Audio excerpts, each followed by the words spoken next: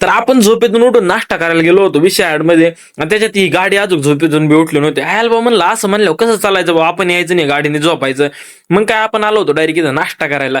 आता नाश्ता करायला आलो होतो म्हणलं काय आपलं काही लय मोठा नाश्ता नसतो. आपला नाश्ता होता आजचा, म्हणजे आजचा मेनू होता आपला दालचा. दालचा वगैरे खाल्ला नाही, म्हणलं आज चला काहीतरी फेरफटका मारून येऊ. तसं बी लय बोर झालं होतं आता.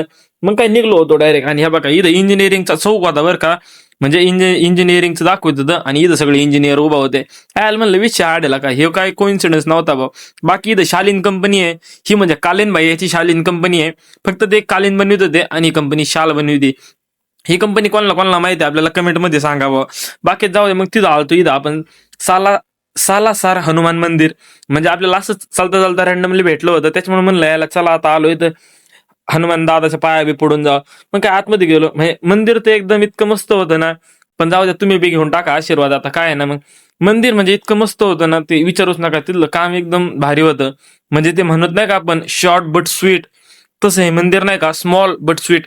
इतकं भारी मंदिर होतं, एकदम झुंबर विंबर एकदम खतरनाक मध्ये विषय आडमध्ये होतं. म्हणजे मंदिर छोटंच होतं पण काम एकदम भारी होतं. आणि आपल्याला तर माहित नव्हतं, कारण नाही का आपण इथं असं चालता चालता भेटलो होतं.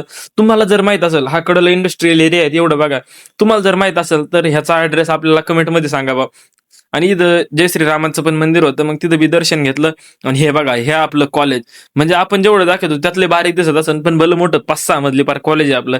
जाऊ द्या म्हणलं, कॉलेज किती का असा ना, आपण आलतो डायरेक्ट इथं डोळे तपासायला. मग काय इथं चष्मे बिष्मे लावलेले होते. म्हणलं डोळे तपासले, ह्यातला जका गॉगल घेऊन जाणार बघ. आणि आरसा तर इतका भारी होता ना बा, काय सांगू. म्हणलं याला तसा बी आपल्या रूम मधला आरसा फुटलाय. म्हणलं याला ह्योच घेऊन जावा काय नो, कारण आरसाचा इतका क्वालिटी होता ना, कुठून बी फोटो काढा याला सगळे कोणी अँगल लावून बघितले बा. मग नंतर इथं बघितलं, ते म्हणले फ्रेम 1 रुपयाला भेटते.